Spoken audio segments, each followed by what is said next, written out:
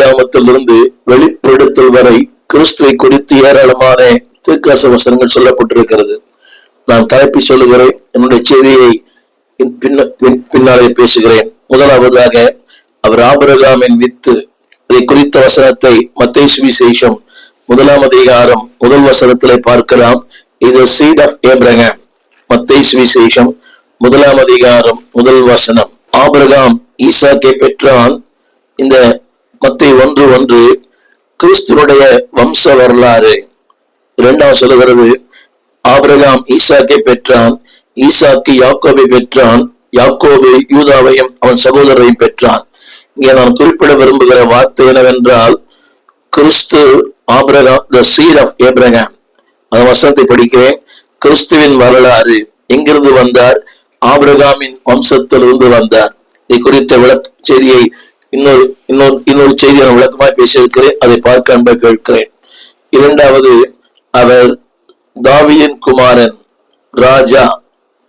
அன்பார்களே, அவர் ஆபிரகாமின் வித்து மட்டுமல்ல, அவர் தாவீதின் குமாரன், ராஜாவாக இந்த பூமியிலே பிறந்தவர். 3வதாக அவருக்கு ஒரு பெயர் இருக்கிறது, இம்மானுவேல். இதுதான் இந்த நாளின் செய்தி. அந்த இம்மானுவேல் என்ற வார்த்தைக்கு தேவன் நம்மோடு இருக்கிறார் என்ற அர்த்தம். அந்த இம்மானுவேல் என்ற வார்த்தைக்கு ஒரு 11 விளக்கங்களை உங்களுடன் நான் பகிர்ந்து கொள்ளும்படி விரும்புகிறேன். அந்த இம்மானுவேல் என்ற வார்த்தை மத்தேயு சுவிசேஷம் 1 அதிகாரம் 22 வசனம் சொல்கிறது, அந்த பெயர் தீர்க்கதரிசியின் மூலமாய் உரைக்கப்பட்டது. அதைத்தான் சற்றேற்று வாசித்தேன். ஏசாயா புஸ்தகம் 7 அதிகாரம் 14 வசனம். இம்மானுவேல் என்ற பெயர் தற்செயலாக கொடுக்கப்பட்ட ஒன்று அல்ல, ஏசாயா தீர்க்கதரிசி மூலமாக உரைக்கப்பட்டது. அந்த வார்த்தையை படிக்கிறேன். தீர்க்கதரிசியின் மூலமாய் கர்த்தராலே உரைக்கப்பட்டது, நிறைவேறும்படி இதெல்லாம் நடந்தது. அப்படியானால் அந்த இம்மானுவேல் என்ற பெயர் அர்த்தம் என்னவென்றால், தேவனால் உரைக்கப்பட்ட ஒன்று நிறைவேறினது. அன்பான பிள்ளையே, இந்த இயேசு யார் என்றால், உன் வாழ்க்கையில உன்னுடைய காரியங்கள் நிறைவேற்றும்படி பூமியில வந்தார். உன்னுடைய இயக்கங்கள், உன்னுடைய துன்பங்கள், உன் துயரங்கள், உங்களுடைய ஜெபங்களை நிறைவேற்றத்தான்.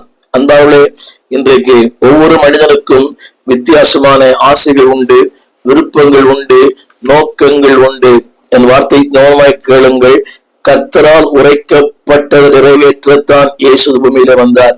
உன்னுடைய வாழ்க்கையில இந்த கிறிஸ்து வந்த நோக்கம் என்னவென்றால், இந்த பூமியில பிறந்த நோக்கம் என்னவென்றால், உன் வாழ்க்கையில் அவர் சித்தத்தை, அவர் நோக்கத்தை, அவர் விருப்பத்தை, உங்களை குறித்த வைத்திருந்த திட்டங்களை நிறைவேற்றத்தான் இயேசு வந்தார். இன்றைக்கு உலகம் இப்படி நினைக்கிறது, அவர் ஏதோ ஒரு மகான், அல்லாவிட்டால் மற்றவர்களை போல இல்லை. இது ஒரு பழக்கமா சொல்லப்படுகிற வார்த்தை.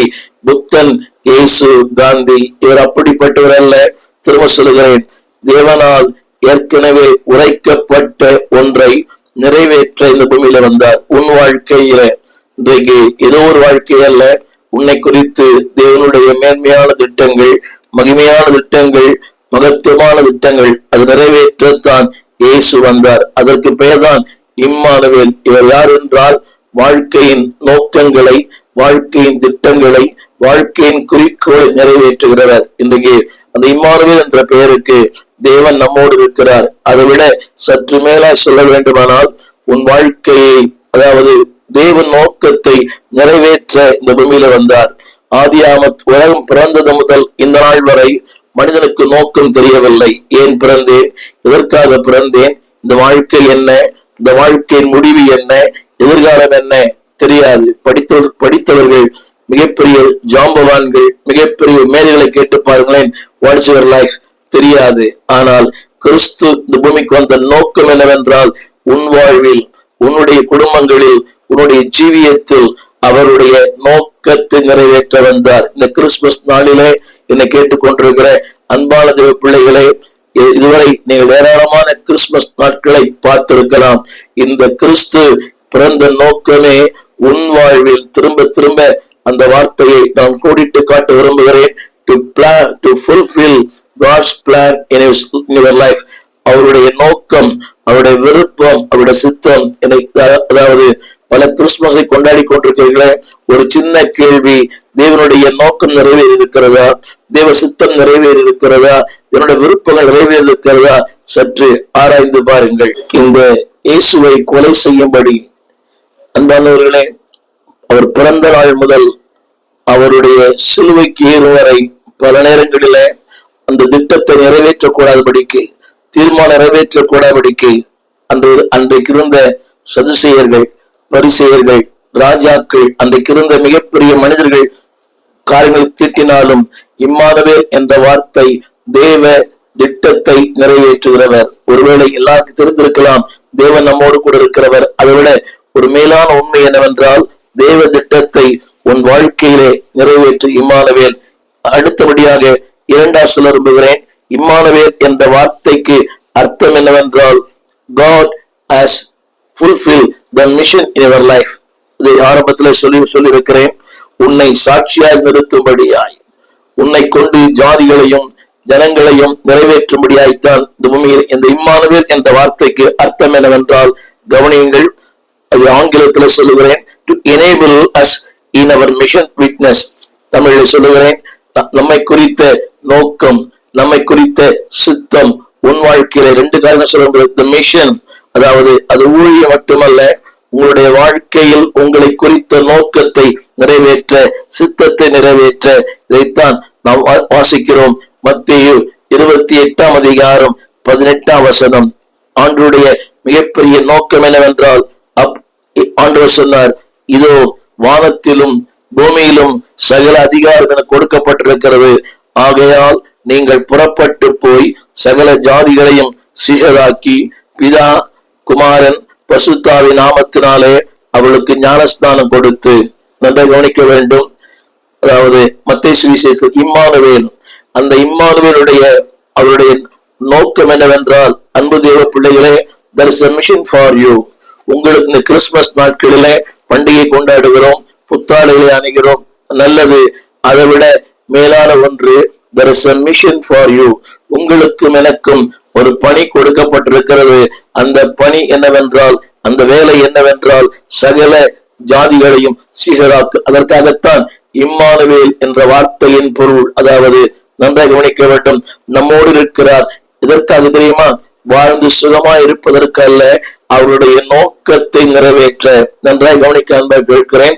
தேவன் என்னோடு இருப்பது அவர் நோக்கத்தை என்னில் நிறைவேற்ற, என் மூலமாய் நிறைவேற்ற.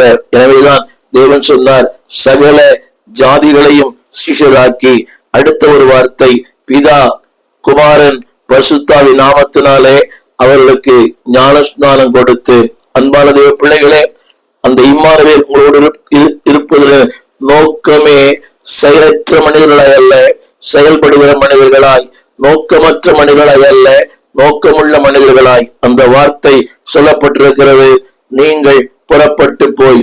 எனவேதான் அந்த இம்மானுவேல் சொல்கிறார், உன்னோடு நான் இருக்கிறேன். நீ போகும் பாதையில், நீ செல்லும் பாதையில், நீ செய்யும் பாதையில் உன்னோடு கூட இருக்கிறேன். அது மட்டுமல்ல அன்பானவர்களே, அந்த நீ செல்லும் பாதையிலே உனக்கு அதிகாரத்தை கொடுக்க விரும்புகிறேன். சகல அதிகாரம் எனக்கு கொடுக்கப்பட்டிருக்கிறது. அதுதான் தேவன். இன்றைக்கு எந்த ஒரு மனிதனும் தன்னுடைய அதிகாரத்தை அடுத்தவரோடு பகிர்ந்து கொள்ள விரும்புவதில்லை. ஆனால் இந்த இம்மானுவேல் அவர் சொல்கிறார், என் அதிகாரத்தை உன்னோடு பகிர்ந்து கொள்ளுகிறேன், என் அதிகாரத்தை உனக்கு தருகிறேன், என் அதிகாரத்தை உன்னிலே உன் மூலமாய் பயன்படுத்த விரும்புகிறேன். அதுதான் இம்மானுவேல் என்ற வார்த்தையின் அர்த்தம். To enable, to fulfil his mission in you.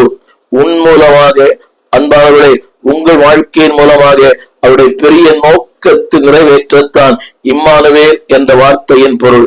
உண்மையிலே அவர் பிறந்த நோக்கம், இன்றைக்கு பாரம்பரிய கிறிஸ்தவர்கள் பண்டிகை எல்லாம் நல்லதுதான், ஆனால் அதை விட மேலான நோக்கம் to fulfill his mission in your life.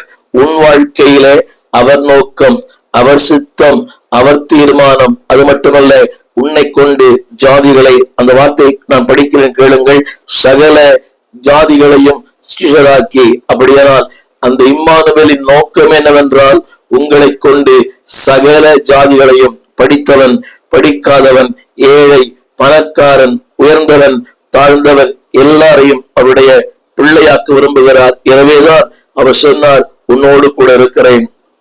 இன்றைக்கு அவர் நம்மோடு கூட இருப்பது நம்முடைய சுயநலத்திற்காக அல்ல, அவர் நம்மோடு கூட இருப்பது சுய லாபத்துக்காக அல்ல. அவர் நம்மோடு கூட இருப்பது நம்முடைய விருப்பங்களை நிறைவேற்ற அல்ல. அவர் நம்மோடு இருப்பது அவர் விருப்பங்கள், அவர் நோக்கங்கள், அவர் சித்தம், அவர் தீர்மானம். இரண்டாவதாக, அந்த இம்மானுவேல் தேவன் உன்னோடு இருப்பதற்கு காரணம் என்னவென்றால், நீ செல்லும் பாதைகளிலே உனக்கு வழிகளை காட்ட.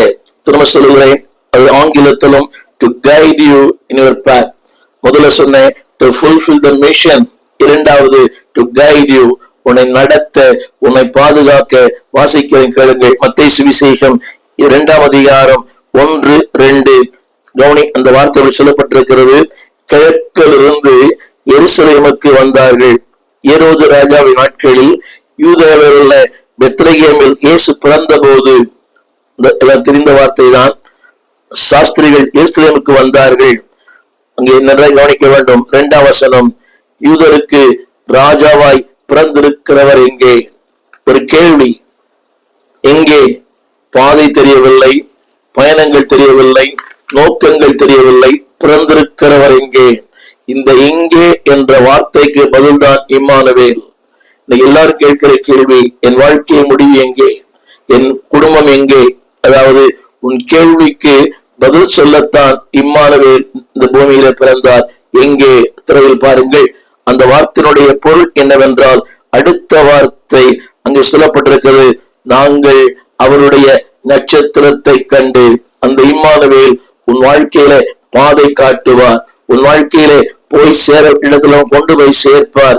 ஆரம்பத்துல சொன்னது போல, அன்பவளை கண்டு, இதுவரையும் நீ காணாத ஒன்று, நீ பார்க்காத ஒன்று, நீ யோசிக்காத ஒன்று, அன்பால் இதுவரை காணாத ஒன்றை நீ காண்பாய். எனவேதான் அந்த இம்மானுவேல் என்ற வார்த்தையின் பொருள், காணப்படாதவர்களை காணும்படியாக, அதர்சனமானவர்களை தரிசிக்கும்படியாக, இல்லாதவர்களை இருக்கிறது போல. திரையில் பாருங்கள், கண்டு.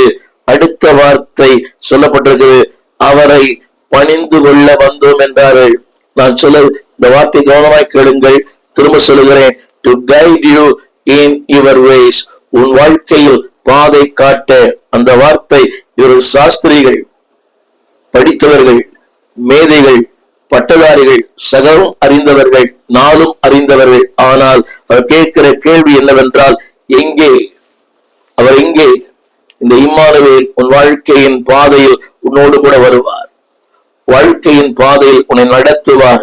அந்த வசனத்தை அந்த பாருங்கள், அவரை நாங்கள் பணிந்து கொள்ள வந்தோம் என்றார்கள். அப்படியானால் அந்த பணிந்து கொள்ள வந்ததற்கு வழிகாட்டினவர் இம்மானுவேல். அந்த வார்த்தை சொல்லுகிறது, அதாவது நட்சத்திரத்தை கண்டு.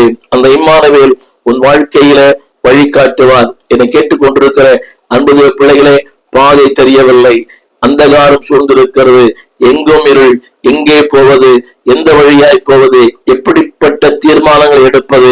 இந்த நாளிலே இந்த ஆண்டவர் சொல்கிறார், I will lead you, உன் பாதையை நான் காட்டுவேன், நீ நடக்க வேண்டிய வழியை உனக்கு சொல்லி தருவேன். இதைத்தான் சங்கீதம் 48:14 ஆண்டவர் திருவண்ணை போட்டுகிறார். இந்த தேவன் என்றென்றைக்கும் உள்ள சதா காலமும் நம்முடைய தேவன். இம்மானுவேல் அதாவது கடந்த காலத்தின் தேவன் அல்ல, நிகழ்காலத்தின் தேவன் அல்ல, நம்மோடு கூட இருக்கிறார். அந்த வார்த்தை கூடங்கள், நம்மோடு கூட, ஆல்வேஸ், எவர், ஆல் டைம்ஸ். அது சொல்லப்பட்டிருக்கிறது, என்றென்றைக்கும், அடுத்து சதா காலங்களும். வார்த்தையை கவனிக்க அன்பை கேட்கிறேன். என்றென்றைக்கும், அது நேரம், காலங்கள், சதா காலங்களும். வாழ்க்கை ஒரே மாதிரி இருப்பதில்லை. நேற்று போல இன்று இல்லை. வியாதி நேரங்கள், துன்பத்தி நேரங்கள், தவிப்பு நேரங்கள், சஞ்சலத்தி நேரங்கள், மகிழ்ச்சி நேரங்கள், கேள்வி நேரங்கள், குழப்பத்தி நேரங்கள். தேவன் சொல்லுகிறார், சதா காலமும். அன்பான தேவ பிள்ளைகளே, மனிதர்கள் நம்முடைய எப்போது இருப்பதில்லை. யோபு 19ஆம் அதிகாரத்துல யோபு சொல்லுகிறார், என் சகோதரன் என்னை விட்டு பிரிந்து போனான், என் அறிமுகமானவர்கள் பிரிந்து போனார்கள், என் பந்து ஜனங்கள் விலகி போனார்கள், என் வேலைக்காரன் அஷ்டப்படுகிறான், என் மனைவி என்னை விட்டு போனாள், அவள் என் சுவாசம் வேறுபட்டிருக்கிறது, எனக்கு அறிமுகம் விலகி போனார்கள். உனக்கு காலங்கள் மாறும் போது மனிதர்கள் மாறி விடுவார்கள், மறந்துவிட வேண்டாம். காலங்கள் மாறும் போது மனிதர்கள் மாறிவிடுவார்கள். நீ செழித்திருக்கும் போது, வாழ்ந்திருக்கும் போது, உங்களால் ஒரு தேவை அடுத்தில் இருக்கும் போது உங்களை தேடி வருவார்கள். அதாவது உங்களை உயரத்தில் எவர் சிகரத்தை விட உயரத்துல வைப்பார்கள். நீங்கள் இல்லை என்றால் நான் இல்லை. உங்களை புகழ்ந்து தள்ளுவார்கள். ஆனால் அதே உங்களுக்கு ஒரு சரிவு, ஏதோ ஒரு வாழ்க்கையில சற்று நீங்கள் பின்தங்கி விட்டால், எல்லாம் போனால், ஒருவர் பணம் போகிறது, வசதிகள் போகிறது, வாய்ப்புகள் போகிறது, சரீரம் போகிறது, ஒருவரும் அங்கு இல்லை.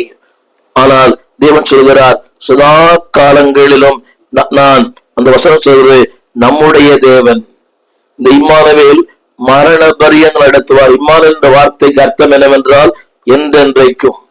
இரண்டாவது சதா காலங்களும். மூன்றாவது மரண பரியந்தம். அன்பு தேவ பிள்ளைகளே, நான் சொல்ல இந்த வார்த்தை நடத்துவார், என்றென்னைக்கும் நடத்துவார், சதாக்கால் நடத்துவார், மரண பரியந்தம் நடத்துவார், உன் வாழ்வின் எல்லை வரை.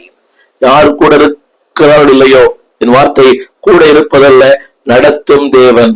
முதலாவது சொன்னேன், நிறைவேற்றும் தேவன். இது நடத்தும் தேவன். நடத்துவார் எல்லா நேரங்களிலையும், காடானாலும் மேடானாலும், பகலானாலும் இரவானாலும். He will lead you. He will show the way. அந்த வசனத்தை நான் படித்தேன் பார்த்தீங்களா? அவர்களுக்கு, சாஸ்திரிகளுக்கு எருசலேமுக்கு வந்து விட்டார்கள். ஆனால் அவர் சொல்லப்பட்டிருக்கிறது, அவர் எங்கே? நாளிலே நீ தேடுகிற ஒன்றை உனக்கு கொடுக்கும்படித்தான் இம்மானுவேல் பிறந்திருக்கிறார். நீ தேடுகிற ஒன்றை உனக்கு தரும்படியாய், நீ தேடுகிற ஒன்றை நீ பெற்றுக் கொள்ளும்படியாய் இந்த இம்மானுவேலின் தேவன் உன்னோடு கூட இருக்கிறார். ஆரம்பத்துல சொன்னேன், இரண்டாவது குறிப்பு, he will guide you. முதலாவது சொன்னேன், he will fulfill his plan in your life. உன் வாழ்க்கை நிறைவேற்றும்படியாக. இரண்டாவது நடத்தும்படியாக. மூன்றாவதாக அன்பானவர்களே, அந்த இம்மானுவேல் அந்த எதற்கு உங்களோடு வருகிறார் சொன்னால், அழுகையின் பள்ளத்தாக்கிலும் மரண இருளில் நடக்கும் போது, திரும்ப சொல்லுகிறேன் இந்த வார்த்தை, அவர் உங்களோடு எப்பொழுது தெரியுமா? He will be with you in the valley of the death. மரணத்தின் பள்ளத்தாக்கில் இருந்தாலும், அந்த வார்த்தையை படிக்கிறேன் கேளுங்கள். அந்த வசனம் சொல்கிறது, நான் மரண இருளின் பள்ளத்தாக்கில் நடந்தாலும் பொல்லாப்புக்கு பயப்படேன், தேவரீர் என்னோடு கூட இருக்கிறீர். அந்த இம்மானுவேல் எங்க இருக்கிறான்னு சொன்னால், நீ வாழ்ந்திருக்கும் போது மட்டுமல்ல, சுகத்திருக்கும் போது மட்டுமல்ல, சுகமாயிருக்கும் போது மட்டுமல்ல, மரணம், இருள், பள்ளத்தாக்கு அது கொடியது. அது கடந்து போன மக்களுக்கு தான் தெரியும். மரணம் சிலருக்கு ஒரே நேரத்துல வருது, சிலருக்கு நீண்ட நாள் வியாதியின் படுக்கை. அது கொடிதான ஒன்று. இத்தனை பேர் நான் பார்க்கிறேன், பல ஆண்டுகள் படுத்த படுக்கையில் இருக்கிற அநேகரை பார்க்கிறோம். முதல் வயதினாலே ஏதோ ஒரு காரணம், பல ஆண்டுகள் படுத்த படுக்கை. அது எவ்வளவு வேதனை தெரியுமா? எவ்வளவு வேதனை. மனைவி நெருங்க முடியவில்லை, பிள்ளைகள் நெருங்க முடியவில்லை. உங்களுக்கு தெரியும் நினைக்கிறேன். அந்த மரணத்தின் படுக்கை, பெட்சோர், எல்லாமே நலிவுற்று, எல்லாமே இந்த படுக்கையில. மனைவி இருக்க மாட்டாங்க, பிள்ளைகள் இருக்க மாட்டாங்க, யாருமே இருக்க மாட்டாங்க. ஆனால் தேவன் சொல்கிறார், நான் உன்னோடு. அது மூன்று வார்த்தைகளை நான் விளக்கமா சொல்கிறேன். மரணம், இருள், பள்ளத்தாக்கு. யார் வருவா? மனைவி வர மாட்டாங்க, பிள்ளைகள் வர மாட்டாங்க. அந்தவளை நலிவுற்று இருக்கும் போது, வியாதியா இருக்கும் போது, எத்தனை பிள்ளைகள் பாருங்க. அவ்வளவுதான், அவர்கள் இன்னொருவரை அமர்த்துகிறார்கள். அதுக்கு பல காரணங்கள் இருக்கலாம், நேரம், வேலை. ஆனால் அந்த சகிப்புத்தன்மை அவளுக்கு இல்லாத காரணத்தினாலதான் அந்த அறைக்குள்ளே அவள் போவதில்லை. துர்நாற்றம். ஆனால் தேவன் சொல்கிறார், அந்த துர்நாற்றத்தில் அவனோடு கூட இருக்கிறேன். மரணம், இருள், பாதை தெரியவில்லை, பள்ளத்தாக்கு, பள்ளத்தாக்கில் நடந்தாலும் பயம் இல்லை. அன்பாவளே, உயரத்திற்கு போகும்போது உலகம் உன் பின்னால் வரும், பள்ளத்தாக்குக்கு போகும்போது யாருமே வர முடியாது. ஓசியால் வார்த்தை இருக்கிறது. அந்த ஓசியா 2ஆம் அதிகாரத்துல, அவள் அநேக நேசர்களை பின்பற்றி போனாள். ஏராளமான நேசர்கள், உலகம், உறவு, சொந்தம், they follow. ஆனால் ஒரு காலத்துல எல்லாம் போனது, எல்லாம் போனது. கடைசியாக வனாந்திரம். அந்த வார்த்தை கவனிக்க வேண்டும். அந்த வனாந்திரத்திலே அவர் வனாந்திரம். அவர் இருந்தார், அவள் இருந்தாள். வனாந்திரம் வந்தது. அந்த வனாந்திரத்தில் நேசர்கள் இல்லையே, உறவுகள் இல்லையே, சொந்தங்கள் இல்லையே, நண்பர்கள் இல்லையே, பந்து ஜனங்கள் இல்லையே, குடும்பம் இல்லையே, மனைவி இல்லையே, கணவன் இல்லையே. அந்த வார்த்தை கவனிங்கள். அவள் வனாந்திரம். எங்கே போனார்கள்? அதுதான் உலகம். இந்த இம்மானுவேல் சொல்கிறார், நான் அந்த மரணத்தின் பாதையில். அது கடினமான ஒன்று, கடினமான ஒன்று. என் தகப்பனார் நீண்ட நாட்களாய் படுத்தப்படுகிறார். I know the pain. அவருடைய அந்த அலறல் சத்தம் இரவு நேரங்களிலே அவர் எழுகிற அந்த கூக்குரல் அந்த அறையே அப்படி நடுங்கப்படும். அந்த வலி கடவுள் செல்ல முடியாத ஒரு கண்ணீரின் பாதை, ஒன்றுமே செய்ய முடியாது. என்னை கேட்டுக்கொண்டிருக்கிற அன்பு பிள்ளைகளே, மரணம் என்பது கொடிது. இரண்டாவது பள்ளத்தாக்கு, மூன்றாவது மரணம், இருள், பள்ளத்தாக்கு, மூன்றுமே கொடியான ஒன்றுதான். ஆனால் அந்த கொடிய ஒன்றிலே இம்மானுவேல் உன்னோடு கூட இருக்கிறார். நடத்தும் நிறைவேற்றும் தேவன், நடத்தும் தேவன், இருளில் உன்னோடு கூட இருக்கிற தேவன். இதைத்தான் 23ஆம் சங்கீதம் ஆங்கிலத்துல இப்படி ஆரம்பிக்கப்பட்டிருக்கிறது. ஈவன் தோ, தமிழ்ல கூட பள்ளத்தாக்கில் நடந்தாலும், அந்த வார்த்தை நடந்தாலும், ஈவன் தோ, இது எப்படி நடக்கும் தெரியாது. கவனிங்கள், இது எப்படி நடக்குன்னு உலகத்திலே பார்க்கிறோமே. இரவு நேரத்திலே தூங்கினவர்கள் காலையிலே இல்லை. நேற்று கூட ஒரு தகப்பனும் மகனும் படுக்கையிலே படுத்திருந்தார்கள். அந்த கட்டிலின் கால் உடைந்து அப்படியே அந்த இரும்பு கட்டில் அந்த அந்த அந்த ஸ்டாண்ட் அவர் மேலே விழுந்து தகப்பனும் மகனும் ஒரே நேரத்தில் மரித்து போனார்கள். அந்த கட்டிலின் கால் உடைந்து போனது. யோசித்து மரணம் எப்படிலாம் வருகிறது. தகப்பனும் மகனும், அந்த குடும்பம், கணவனும் இல்லை மகனும் இல்லை, அந்த குடும்பத்தை யோசித்து பாருங்கள். அந்த தேவன் சொல்லுகிறார், I will be with you. அந்த இம்மானுவேல் மரணத்தின் பாதையிலும் இருளின் பாதையிலும் பள்ளத்தாக்கின் பாதையிலும் உன்னோடு கூட இருக்கிறார். அவர்தான் இம்மானுவேல் என்ற வார்த்தையின் பொருள். நான்காவதாக, இம்மானுவேல் என்ற வார்த்தையின் பொருள் என்னவென்றால், அன்பானவர்களே, குழம்பின நேரங்கள், கலங்கின நேரங்கள், செய்வது தெரியாத நேரங்கள். வாசிக்க கேளுங்க. Is with you in the times of confuse and unsure. அதாவது நிச்சயமே இல்லை, குழப்பம், ஏமாற்றம், கவலை, கண்ணீர். இம்மானுவேல் சொல்லுகிறார், உன்னோடு இருக்கிறேன். குழப்பத்தின் நேரங்கள், அன்ஷுவர், நிச்சயமே இல்லை. இது நடக்குமா, நடக்காதா, இது சாத்தியமா, சாத்தியம் இல்லையா, அந்த இம்மானுவேல் சொல்லுகிறார். அன்பானுடைய 24ஆம் அதிகாரம் லூக்கா 15ஆம் வசனம். இயேசுவோடு வாழ்ந்தவர்கள், இயேசு அறிந்தவர்கள், சத்தியத்தை கேட்டவர்கள், நன்றாகவே சத்தியம் தெரியும், அவருடைய மரணத்தை குறித்து அறிந்தவர்கள், கூடவே இருந்தவர்கள், எல்லாமே நன்கு அறிந்தவர்கள், அற்புதங்களை கண்டவர்கள், அதிசயங்களை கண்டவர்கள். மரணத்திற்கு பிறகு கன்ஃபியூஷன், அன்ஷுவர், நிச்சயமே இல்லை. அவர் வருவாரா, அவர் நிறைவேற்றுவாரா, சொன்னதை செய்வாரா. குழப்பம் ஒரு பக்கம், நிச்சயம் இல்லாத வாழ்க்கை ஒரு பக்கம். என்னை கேட்டுக்கொண்டு அன்பு பிள்ளையே, நீங்க அப்படி இருக்கலாம். குழப்பமான வாழ்க்கை, நிச்சயம் இல்லாத வாழ்க்கை, இது என்ன பாருங்க, ஒரே குழப்பம். இன்னைக்கு நிறைய குடும்பங்கள்ல நாளைக்கு அடுத்த வாரம் திருமணம் என்னை தடைபட்டு விட்டது. பல காரணங்கள். அந்த குடும்பத்தை யோசித்து பாருங்களேன். ஆனா ஒரு கல்யாணத்துல குழப்பம், ரசம் குறையப்பட்டது. குழப்பம் ஒரு பக்கம், வெட்கம் ஒரு பக்கம், வேதனை ஒரு பக்கம், மக்களுடைய பேச்சு ஒரு பக்கம். நம் சும்மா ஈஸியா படிக்கிறோம், காணாத கல்யாணத்துல ரசம் குறையப்பட்டது, திராட்சை ரசம். அது வெட்கம் அல்லவா, அது குழப்பம் அல்லவா, அது வேதனை அல்லவா. ஒவ்வொருத்தரும் ஒண்ணு சொல்ல மாட்டாங்களா? கூப்பிட்டாங்க, சரியா எங்களை கவனிக்கல, கூப்பிட்டாங்க, எங்களுக்கு சோறு போடல, கூப்பிட்டாங்க, எங்களை பராமரிக்கல, இதுக்கு கூப்பிட்டாங்க, தெரியாத அவ்வளவு பேர் வருவாங்கன்னு.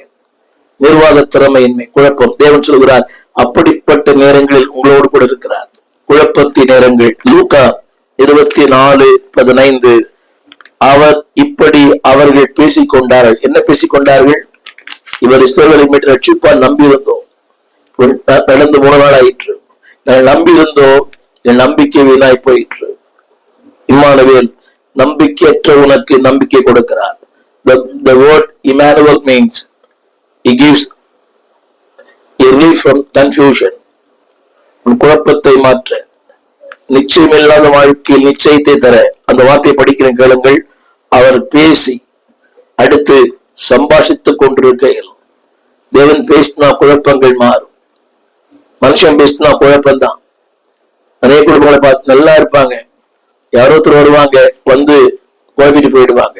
இன்னைக்கு அநேக உறவுகள் அப்படித்தானே, சும்மா வரமாட்டாங்க. வந்து ஒரு குழப்பம், குடும்பத்துல குழப்பம், தனிப்பட்ட வாழ்க்கையில குழப்பம், அந்த ஆத்துமாவில ஒரு குழப்பம். அவனோடு கூட சம்பாஷித்துக் கொண்டிருக்க வாட் இஸ் ஸ்பீக், அவருடைய குழப்பத்தை மாற்ற, அவருடைய கலக்கத்தை மாற்ற, நிச்சயமற்ற வாழ்க்கையில் நிச்சயத்தை தர சம்பாஷிக்கும் தேவன். இம்மானுவேல் என்ற வார்த்தையில உன் குழப்பத்தில் உன்னோடு பேசுகிறவர். இன்றைக்கு மனித உறவுகள்ல குழப்பங்கள் தான், இன்னும் குழப்பம். ஒன்று சொல்லுகிறோம், இதான் என் பிரச்சனை மனைவிட்ட. சில வீடுகள்ல சில மனைவிகள் இப்படி சொல்றாங்க, என் பேச்சு நீ கேட்கல, அதனாலதான் இது ஒண்ணு நடந்தது. எவ்வளவு பெரிய வேதனை. தேற்று மனைவிகளும் உண்டு, அன்பாலம், அதாவது சில இடங்களில நம்மை உருக்குலைக்கிற மனைவிகளும் உண்டு. அதே போல கணவர்கள் கூட. தேற்றுவார் யாரும் இல்லை, ஆற்றுவார் யாரும் இல்லை, அரவணைப்பார் யாரும் இல்லை. அவர்கள் இப்படி பேசிக்கொண்டு, அவங்க பேசுறது எல்லாமே எதிர்மறையான வார்த்தை, தேவனை துக்கப்படுத்துகிற வார்த்தை, அவநம்பிக்கையின் வார்த்தை.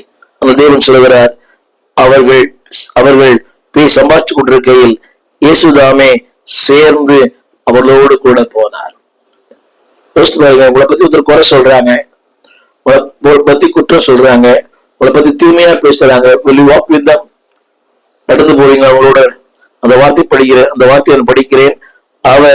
அவர்களோடு கூட எப்படி என்னை பற்றி தீமையாய் பேசுகிறார், அவரோடு கூட இப்படி நான் சேர்ந்து இருக்க முடியும்? அவள் இம்மானுவேல் தெரியுமா, நீ என்ன பேசினாலும், நீ என்ன செஞ்சாலும், நீ எதை பண்ணினாலும் அவர் சொல்கிறார், நான் உன் கூட தான் இருக்கிறேன். நடந்து போகிற கர்த்தர். என்னுடைய செய்தியினுடைய கருப்பொருள் என்னவென்றால், அதாவது when you are the confusion, when you are unsure, நிச்சயம் இல்லாத போது, குழப்பத்தின் நேரங்களிலே இம்மானுவேல் சொல்லுகிறார், நான் உன்னோடு கூட இருக்கிறேன். அந்த வார்த்தை எழுதப்பட்டிருக்கிறது. இந்த வார்த்தை, அவனோடு கூட நடந்து போனார். சும்மா நடந்து போல, குழப்பங்களை மாற்ற, அவருடைய நிச்சயமற்ற வாழ்க்கையில் நிச்சயம் தர. இந்த இம்மானுவேல் இந்த கிறிஸ்துமஸ் நாட்களிலே என்னை கேட்டுக்கொண்டிருக்கிற அன்புதேவ பிள்ளையே, ஏதாவது குழப்பம் இருக்கலாம். குழப்பம் இல்லாத மனிதர்களே இல்லை. ஏன், எதற்கு, எப்படி, அவர் இப்படி செய்தார், இவர் இப்படி செய்தார், அவர் இப்படி பேசினார், இப்படி பேசினார், பல முறை சொல்லியிருக்கிறேன். எளிமையாய் வருகிறார்கள், தாழ்மையாய் வருகிறார்கள், ஒன்றுமில்லாமல் வருகிறார்கள், நன்மை பெறுகிறார்கள். பெற்ற பிறகு நமக்கே தீமை பண்ணாலும் பரவாயில்ல, மன உளைச்சல், மன அழுத்தம், நம்மை மிரட்டுகிற சக்தி, தன்மைகள். யோசித்து பாருங்களேன், எவ்வளவு வேதனை. Emmanuel is with you. இம்மான் வார்த்தைக்கு, அந்த வார்த்தையை நான் படிக்கிறேன், கேளுங்கள். அவர்களோடு கூட. ஹலோ, யார் உங்களை விட்டு விலகினாலும், யார் உங்களை விட்டு தூரமாய் போனாலும், அவர் உங்களோடு கூட. கவனிங்கள், சிஷ்யர்கள் தூரத்துல பின் சென்றார்கள், இம்மானுவேல் கூடவே பின் செல்கிறார். நீங்கள் உறவுகள்ல பார்க்கலாமே, உறவுகள்ல கூட அன்பான கணவன் மனைவி, காலங்கள் போக போக ஒரு இடைவெளி, ஒரு பிரிவு, ஏதோ ஒன்று பொருளாதாரமா இருக்கலாம், ஒன்று பிள்ளைகளா இருக்கலாம், குடும்பமா இருக்கலாம், கணவன் மனைக்குள்ள கசப்பா இருக்கலாம். ஒரு காலத்துல நீ இன்றி நான் இல்லை, இன்றைக்கு ஒரு பிரிவு, ஏதோ ஒரு வாழ்க்கை, உலகத்துக்கு ஒரு முகமூடி அணிந்த வாழ்க்கை. ஆனால் தேவன் அப்படி சொல்லல. எல்லா நிலைகளிலும் அவரை பத்தி நீ என்ன பேசினாலும், நீ என்ன திட்டினாலும், அன்பாவளே, எத்தனையோ நேரங்களில அவரை குற்றப்படுத்திருக்கிறோம். தேவனை குறித்த மனத்தாங்கள் உங்களுக்கு உண்டு, எனக்கு உண்டு.